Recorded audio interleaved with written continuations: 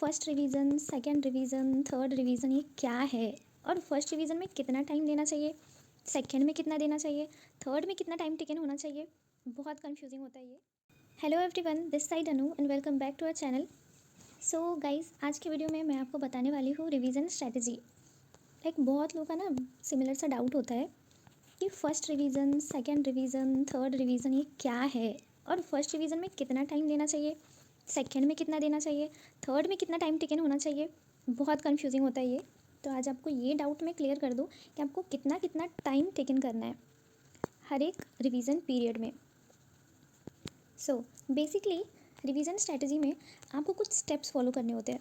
तो simple steps के हिसाब से मैं बताऊँ तो फर्स्ट स्टेप जो आपका होता है उसमें आपको करना होता है लेक्चर्स प्लस नोट्स।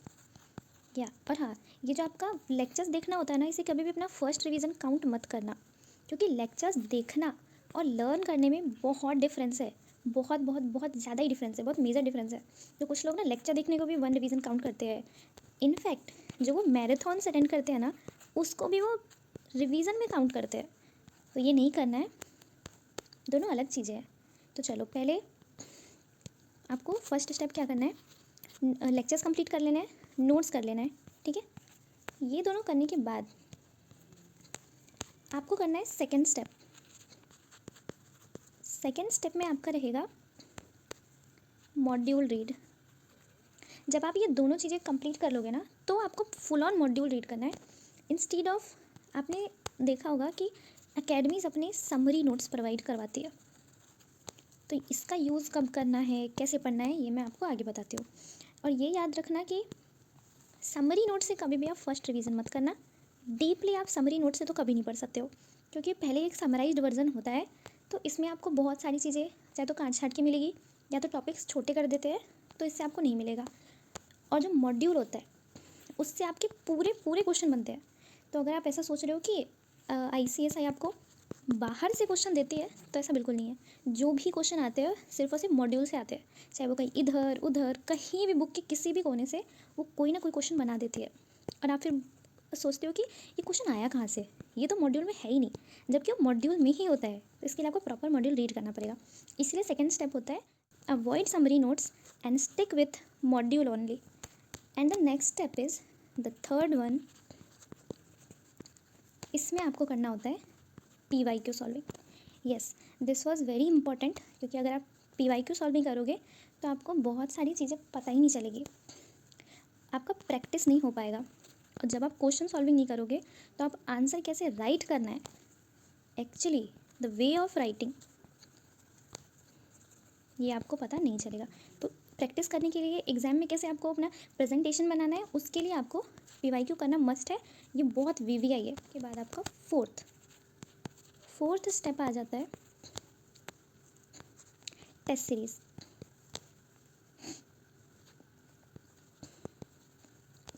तो ये भी बहुत इंपॉर्टेंट है, क्योंकि अगर आप टेस्ट सीरीज़ नहीं लगाओगे, टेस्ट नहीं दोगे, तो आप एग्ज़ाम टाइम में ना आपको एक चीज़ फेस करनी पड़ सकती है, that is lack of test series leads to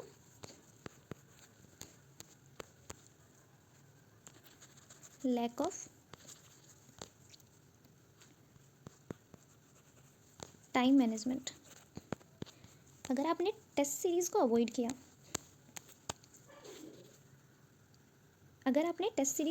किया, तो फिर टाइम मैनेजमेंट आपकी ख़राब हो जाएगी। आप एग्ज़ाम टाइम में जितना आपको आ रहे थे क्वेश्चन, जितना आपने करने वाले थे, उतने भी आप अटेम्प्ट नहीं कर पाओगे। तो यहाँ पे ये बहुत मेजर प्रॉब्लम हो जाती है। In fact I have face the same, कि आप टाइम मैनेज नहीं कर पाते हो एग्ज़ाम टाइम में, क्वेश्चन आते हुए भी छूट जाते हैं। तो ये वाली दिक्कत आपको सिर्फ और सिर्फ आपकी टेस्ट सीरीज़ ही दूर कर सकती है। जितनी टेस्ट सीरीज़ लगा सकते हो लगाओ। तो ये है आपका पूरा का पूरा एक फॉर्मेट। इतने सारे आपके स्टेप्स हैं, आपको ये लाइन वाइज फॉलो अप करना है। Now the next thing is कि कितने टाइम आपको देना है हर एक रिवीजन के लिए। तो आपका रिवीजन जो होना चाहिए ना, वो आप वैसे तो बहुत सारे कर सकते हो, डिपेंड्स ऑन कि टाइम कितना बचा है आपके पास। बट चलो, मैं यहाँ पे आपको 3 लेके बताती हूँ। So the first one, the second one and the third. First revision आपका कैसा होना चाहिए,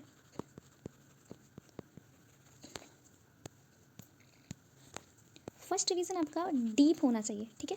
आप जो भी पढ़ो डीपली पढ़ो, आपको जो टॉपिक समझ में आ रहे हैं आपको वो तो करना ही है, जो नहीं आ रहे हैं उसको लीव करके नेक्स्ट पे भागना बिल्कुल नहीं है, क्योंकि अगर आप नेक्स्ट पे गए तो फिर वो चीज़ आप दोबारा देखोगे ही नहीं, क्योंकि हम भूल हमें इतना भी याद थोड़ी रहेगा कि हमने कहाँ क्या छोड़ा था, और फिर मन भी नहीं करता, बोर अलग लगता है वो। तो आपको कुछ भी नहीं छोड़ना, सब कुछ कवर अप करना है, ठीक है। Cover everything, just a second, cover everything, ठीक है। हर एक चीज़ आपने कवर करते हुए चलना है, कुछ भी आपको छोड़ना नहीं है, सब कुछ कवर कर लेना है। अब उसके बाद इसमें टाइम कितना देना है, मेरे अकॉर्डिंग आपको फर्स्ट डिवीज़न में 1 मंथ प्लस दे सकते हो, मीन्स 1 मंथ से ज़्यादा बट 2 मंथ से कम, मतलब इस बीच में आपको कर लेना है। 2 मंथ तक मत ले जाओ क्योंकि बहुत ज़्यादा हो जाएगा। 1 मंथ और थोड़ा लाइक 10-15 दिन और अगर आप लेना चाहो तो आप ले सकते हो, इतना सफिशिएंट है, बट इससे ज़्यादा आपको नहीं देना है इसमें टाइम। अब जो सेकेंड चीज़ है, सेकेंड रिवीजन, इसमें आपने कितना टाइम लगाना है। सेकेंड वाला जेन्युइनली फर्स्ट वाले से अपन का ये छोटा होगा, फर्स्ट रिवीजन से ये छोटा होगा। इसमें हम यूज़ करेंगे, यहाँ हम यूज़ करेंगे अपने समराइज्ड नोट हम इधर यूज़ करेंगे, ठीक है। यहाँ आपको अगर आपके एकेडमी से कोई नोट्स मिली है तो वो आप प्रेफर कर सकते हो, या फिर यहाँ आप अपने हैंड रिटन जब भी नोट्स बनाओ ना, मेक श्योर कि आप वो छोटे छोटे ही बनाओ, पूरा बुक नहीं छापना है। हमेशा चार्ट फॉर्मेट में यूज़ कर सकते हो, अगर आपको नहीं समझ आ रहा है कि चार्ट फॉर्मेट में कैसे बनाते हैं, या फिर आपको नहीं पता चला कि शॉर्ट नोट्स कैसे बनाते हैं, तो उसके लिए अलग से वीडियो बना दूँगी, आप उधर से देख लेना कि शॉर्ट नोट्स कैसे बनाए जाते हैं, उसके लिए डिटेल वीडियो में डाल दूँगी। बट अभी के लिए समराइज नोट आपको कहाँ यूज़ करना है, आपकी सेकेंड रिवीजन में आपको समराइज नोट्स ही यूज़ करना है। यहाँ आपको मॉड्यूल फॉलो करने की कोई ज़रूरत है नहीं, क्योंकि आपने मॉड्यूल अभी फर्स्ट रिवीजन में पढ़ के आए हो आप, तो वहाँ आपने सारी चीज़ें एक एक बार पढ़ ली है, तो यहाँ आपको मॉड्यूल रीड करने की ज़रूरत नहीं है। आप यहाँ पे अपने चाहे तो handwritten notes follow up कर सकते हो, या फिर आप समराइज नोट फॉलो कर सकते हो, ठीक है, दोनों यहाँ पे चलेंगे। तो समराइज नोट्स का यहाँ पे आपको यूज़ हो जाने हैं। अब कि इसमें टाइम कितना दे, सो द टाइम टेकन ये आपको रखना है सिर्फ 15 डेज़, ठीक है। सेकेंड रिवीजन आपको 15 डेज़ के अंदर ख़त्म कर देना है। मैं बोलूँ तो मेरे हिसाब से 10 दिन के अंदर में ख़त्म कर लो, पर अगर 5 डेज़ आप बोनस में रख सकते हो कि अगर 10 में नहीं हुआ तो 5 और एक्स्ट्रा देंगे, बट 15 से ज़्यादा आपको नहीं देना है, ठीक है। 15 ही यूज़ करना, 15 से ज़्यादा मत देना। अब जो लास्ट है वो है थर्ड रिवीजन। ये बहुत मेजर है, क्योंकि यही रिवीजन आपका एग्जाम पैटर्न भी डिफाइन कर देगा, क्योंकि जो भी आपको चीज़ें करनी है थर्ड में ख़त्म कर लो, ठीक है। इससे ज़्यादा आपको टाइम देना ही नहीं है कि हाँ ये चीज़ें मुझे नहीं याद हो रही है, ये चीज़ें मुझे नहीं याद हो रही है, तो फिर मैं इसको नेक्स्ट डे में कर लूँगा, या फिर कुछ अलग नेक्स्ट रिवीजन में कर लूँगा, तो ऐसा आपको कुछ भी छोड़ना है ही नहीं। अब यहाँ पे है क्वेश्चन कि इसमें टाइम कितना लगना चाहिए, तो इसका टाइम आप डिफाइन कर सकते हो, इसके बहुत वेज है। चाहे तो आप इधर इसको ना वीकली बेसिस पे डाल दो, क्योंकि मेजर लोग ना 3-4 रिवीजन से ज़्यादा नहीं कर पाते हैं और टाइम इतना मिलता भी नहीं है। और अगर आप स्टार्टिंग में ऐसे फॉलो करते जाते हो स्टेप बाय स्टेप कि आपने फर्स्ट रिवीजन जितना मैंने बताया उतने अंदर में आपने कंप्लीट कर लिया, और वो आपने डीपली किया है, सेकंड रिवीजन फिर आपने 15-10 दिन में कंप्लीट कर लिया, फिर आप थर्ड पे आ रहे हो, तो ये वे आपका करेक्ट है। फिर आप 3-4 से ज़्यादा मत करो, 3-4 से ज़्यादा करोगे तो वो तो ठीक ही है, कर रहे हो तो कर रहे हो, ठीक है, पर 3-4 अगर आपने कर लिया तो वो भी फार सफिशिएंट है, तो इतना आपको चलेगा। तो इसके लिए आप वीकली बेसिस पे इसको डाल सकते हो, लाइक आप कुछ टॉपिक एक वीक में कर लो 7 डेज़ के अंदर में, फिर कुछ टॉपिक आप 7 डेज़ के अंदर में कर लो, ऐसे करके। तो ये आपको थर्ड रिवीजन आ जाएगा totally based on, third revision आपका टोटली बेस्ड ऑन रहेगा weekly basis, totally based on weekly basis, okay. तो ये आपका हो गया पूरा का पूरा रिवीजन प्लानर कि आपको कैसे कितने डेज़ के अंदर में कैसे कैसे आपको रिवीजन करना है। अब एक लास्ट पॉइंट बताना चाहती हूँ कि अभी सी सेट, देखिए बहुत सारे बच्चे सी सेट पास करके आए ना, तो उनके लिए छोटा सा ये बहुत कॉमन डाउट हो गया है कि सी सेट के बाद सी सेट कर लिया, अब इसके आगे क्या करें, मतलब कि जीवन की प्रिपरेशन करें, G2 की करें, या फिर बोथ मॉड्यूल के लिए प्रिपेयर करें। सो इसके लिए आपको एक थ्योरी समझनी पड़ेगी कि जीवन में कितने सब्जेक्ट्स हैं। फर्स्ट ऑफ ऑल आपके पास जीवन में 4 सब्जेक्ट हैं, ठीक है। 4 सब्जेक्ट यहाँ पे हैं मेजर, जिनमें से पहला है JIGL, second one is SBILL, third one is C law, and the last one is CFM। अब आते हैं G2 पे। अपन के G2 में 3 सब्जेक्ट है, 3 subjects are there. The first one is tax, and the second one is ECIPL, and the third and the last CMSL। यहाँ पे 3 subject है, और बोथ में तो आपको G1 + G2 दोनों ही मिला के देने पड़ेंगे, यानी कि टोटल आपके पास 7 सब्जेक्ट बन जाते हैं। ठीक है, तो यहाँ पे आपको 7 सब्जेक्ट के लिए प्रिपेयर करना पड़ेगा। सो तो कहने का मतलब था कि अगर आप सीसेट के बाद देखो, अभी आपके पास टाइम ही कितना बचा है। अभी आपके पास 3-4 ऑप्शन है। पहला कि आप जून 25 में एग्ज़ाम दे दो, या फिर आप दिसंबर 25 में एग्ज़ाम दे दो, या फिर आप direct June 26 and so on exam दोगे। ठीक है, सो द नियरेस्ट इज़ जून 25। अब सी सेट देखिए, अगर आप आए हो और आपके पास अभी जून 25 के लिए 5 मंथ्स है, ऑलमोस्ट उसमें से भी आपका आधा महीना, लगभग आधा क्या, अब 1 महीना ख़त्म ही हो गया। मान लो 4 मंथ बाकी है। ठीक है, 4 साढ़े 4 मान लो आप अप्रॉक्स बाकी है आपके पास। और यहाँ पे आप देख लो कि जीवन में है 4 सब्जेक्ट, जिसमें से CFM, जिसमें से आपका CFM बहुत वास्ट है, सी लॉ भी बहुत वास्ट है। बाकी ये दोनों आप साथ साथ प्रिपेयर कर सकते हो। बाकी मतलब ये दोनों उतने ज़्यादा वास्ट नहीं है, तो आप इनको कर सकते हो साथ साथ, बट ये दोनों आपके वास्ट सब्जेक्ट है, जिसमें से CFM ने तो वाट लगा ही देते हैं हर बार, तो ये आप मान सकते हो ये कुछ ज़्यादा ही वास्ट है। और इधर G2 में आपके पास सिर्फ एक टैक्स वास्ट है। बाकी आप CMSL और ACIPL ईजिली कर सकते हो साथ साथ, अगर आपने प्रॉपर टाइम दिया तो ये दोनों आपके ईजिली निकल जाएंगे। यहाँ पे सिर्फ एक ही वास्ट है। तब थोड़ा सा कॉमन सेंस लगाओ और ये सोचो आप किस रास्ते पे जाना चाहते हो, जिधर 2 खाई है या फिर जिधर एक ही खाई है। ओब्वियसली कि एक ही खाई वाले में जाना चाहोगे, और तो कोई रास्ता है ही नहीं। मरना तो वैसे दोनों में ही है, पर मैंने चुना कि चलो एक ही खाई में जाएंगे। 2-2 बार क्यों मरे, एक ही बार में ख़त्म करते किस्सा। तो इधर आपके पास ऑप्शन ही बचता है G2। तो अगर जून 25 के लिए जाना है, डायरेक्ट G2 प्रिपेयर करो, जीवन फिर मत देखो, इसको इग्नोर करो। अगर बोथ देना है आपको, दिसंबर 25 में अगर आपको एग्जाम देना है तो सीधे बोथ दे दो, या तो अगर जीवन देना है तो जीवन दे दो। और आगे के लिए जाना है तो फिर आप जितना टाइम देना चाहते हो जिस पेपर को, उतना आप दे सकते हो। मोस्टली इन शॉर्ट CSET करके आए हो, अभी आपको जून 25 में एग्जाम भी देना है, तो सीधे बिना सोचे समझे G2 की प्रिपरेशन करना स्टार्ट कर दो।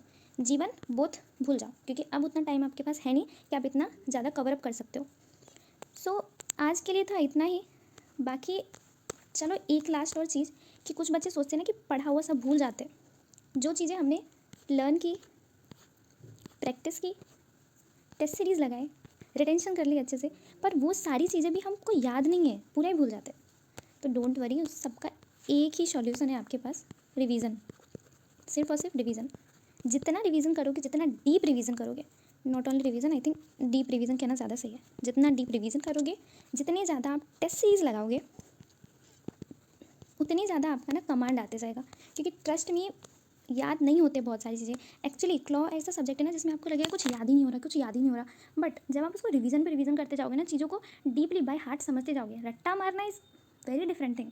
और मैं कहती हूँ आप इस कोर्स में रट्टा मार के कभी पास नहीं हो सकते, क्योंकि क्वेश्चन इस बेस्ड पे आते ही नहीं है। चलो मान लिया कि ACIPL में कुछ क्वेश्चन आ जाएंगे आपको जो डायरेक्ट होते हैं, बट अब JIGL में मोस्टली दिसंबर के पेपर देखने के बाद तो पता चल ही गया, अब डायरेक्ट क्वेश्चन आने के चांसेस बहुत कम है। कंपटीशन बहुत बढ़ रहा है, तो डायरेक्ट क्वेश्चन आने के चांसेस बहुत कम है। तो अब ये भूल जाओ, जो भी आएंगे सिर्फ और सिर्फ केस बेस्ड ही आएंगे। तो उसके लिए प्रिपेयर पहले से ही हो जाओ। ठीक है, तो इसके लिए आपको सिर्फ और सिर्फ एक ही मंत्र है, वो है रिवीजन। तो रिवीजन करो, और ऐसा बिल्कुल नहीं सोचो कि नहीं हो रहा तो छोड़ दे, ये वो किसी के साथ नहीं होता। मतलब सबके साथ ही ऐसा होता है कि याद करके भी चीज़ें नहीं रहती, हम चीज़ें कनेक्ट नहीं कर पाते, भूल जाते हैं। पर इसका ये मतलब नहीं है कि फिर वो चीज़ होती नहीं है। जो होना है होगा, होगा ही होगा, निकल जाएगा, don't worry. So that is for today, we will meet in the next one. अगर आपको कोई भी डाउट हो किसी भी चीज़ को लेके, किसी के भी रिगार्डिंग, तो आप कमेंट सेक्शन में लिख सकते हो। And apart from that, join our Telegram group.